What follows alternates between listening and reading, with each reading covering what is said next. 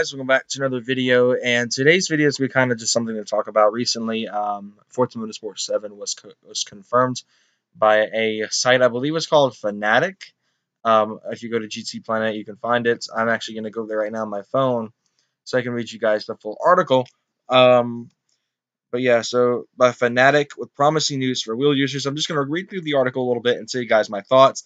The news of a seventh entry in the Forza Motorsport franchise, expected to release within the next year, is unlikely to come as a surprise to anyone. What is surprising is the first mention of the team's next project doesn't come from Turn 10 itself, but has been outed by Fanatic CEO Thomas Jackermeyer. I think that's how you pronounce his name. Thomas revealed on the Fanatic forum that he was due for a meeting with the Tier 10 to discuss a number of things that could be done for the next title in the series. If you'd like to add something, please let me know. Jackermeyer posted, please tell me any wheel pedal shifter related issues you have in FM6 and let us know what new features you'd like to see supported in FM7. Wasting little time or effort, the community responded with a number of suggestions, and with handbrake support, automatic steering ratio adjustments depending on the car, and improved force feedback being among the many features requested. Thomas checked back in with a promising update. I had a very good meeting with them, and I'm happy to report that there is a good chance that a lot of things will change for the better in upcoming FM titles. There is a new person who's responsible for physics and force feedback, and this is a wheel guy. He is a real-world racer with car engineering background and very familiar with PC sim racing. The PC market seems very important for them, and they are aware that this market is dominated by wheel users. Therefore, we will intensify our cooperation and get the best out of the games for wheel users. I cannot confirm at this point what features can be implemented, but the interest to do so is very high. There's little denying the good news for all involved, whether it be Xbox One or PC players, as all Forza titles will now be released on both platforms. While Fnatic is likely to benefit from these adjustments the most, all-wheel users are likely to benefit. And with little time we've spent using a wheel with both Horizon 3 and Apex, the force feedback isn't as defined as Assetto Corsa or even Gran Turismo 6, but we're definitely interested in seeing what improvements are brought to the table. But yeah, so that is basically the official confirmation of Forza Motorsport 7. Now, the whole purpose of this video, though, is do I think it'll compete with Gran Turismo Sport? Now, you're probably wondering why didn't I do a very similar comparison between this and Gran Turismo 6? And that is because, well, you can't really compare the two, as the two are two different console generations. As Forza Motorsport 6 was released for the Xbox One, and Gran Turismo 6 was released for the PS3, and plus the games are 3 years apart. So that makes it kind of difficult to compare the two. Now, unlike what I did with Horizon 3 and Need for Speed back a couple months ago, really, this is gonna be more of what I think the two future release 2017 racing sims will be like. Now, Gran Turismo Sports, being a big lifelong Gran Turismo fan, I have been. I'm definitely probably still gonna get the game for my PS4, while having Forza Motorsport 7 on the Xbox or my future PC, even though I can play them on both consoles anyway, or both systems, if you will, because I know some people get offended if I call a PC a console. But do I think Motorsport 7 will be able to hold its own? Now, the advantages to both sides, really, with the Gran Turismo Sport having the kind of FIA-backed series, is like the Manufacturer Cup and the Nation Cup, that Forza Motorsport 7 will not have. They will have Forza RC, but that's not as close. It's not backed by any sort of significant organization besides the ESL.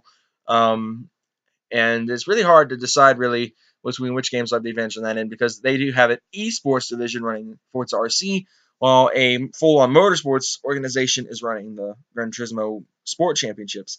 One advantage I'd say for Gran Turismo Sport will be that it will have live commentary at their events, something that Forza RC I do not believe had in their series, in the not-so-minor races.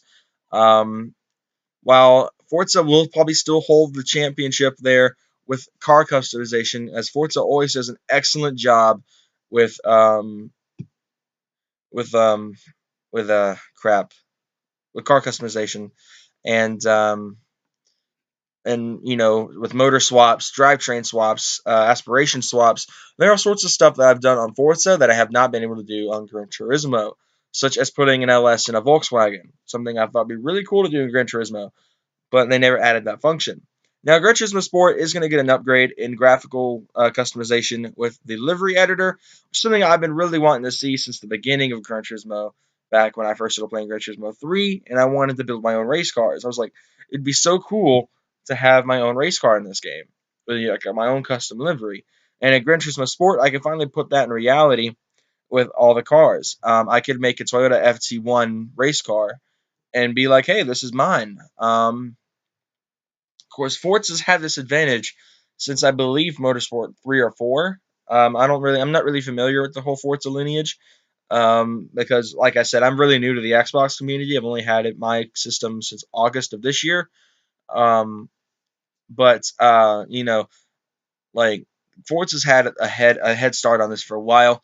Forza's had the advantage of much better graphical stuff, even though they have a much smaller roster of cars, which is something I do give to Gran Turismo a nod for.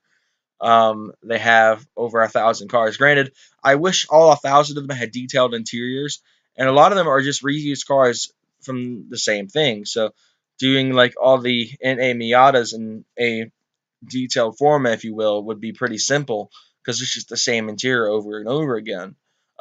Forza, though, every single car is a detailed format, if you will. Every single car has a cockpit view that's nice and detailed. The entire game is nice and detailed. Now, Gran Turismo Sport did touch upon the car rosters being much smaller than Gran Turismo 6. I believe actually 150 cars, I believe, were announced for that. While Forza does have several hundred cars, then they're all detailed.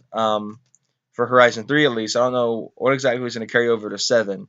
Um, but it's definitely really cool that they're going through with this just because it's just going to be an awesome game in general. Both games, I believe, are going to be great racing games next year and are going to be worth the buy. Now, the only one of the two that I've had experience so far, any of the more recent of the two big rivals, is Horizon 3. I've played the demo version of that.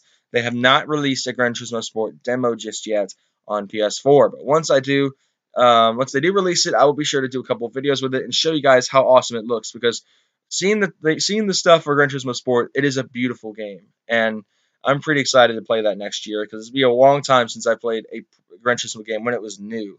In fact, Gran Turismo 3 or Gran Turismo 6 turns 3 years old this year, alongside GTA 5, which is pretty neat. And Gran Turismo 6 has yet to be updated, while Motorsport 6 got an update just a few months ago, right before Horizon 3 was released. So it's pretty neat that that happened and stuff. But um, do I believe that Forza Motorsport 7 will have a bit of an advantage over Gran Turismo Sport? I believe it probably will, but not by much. I believe that Motorsport 7's roster of cars will probably be bigger than that of Gran Turismo Sport, and will probably have that slight advantage just because of that.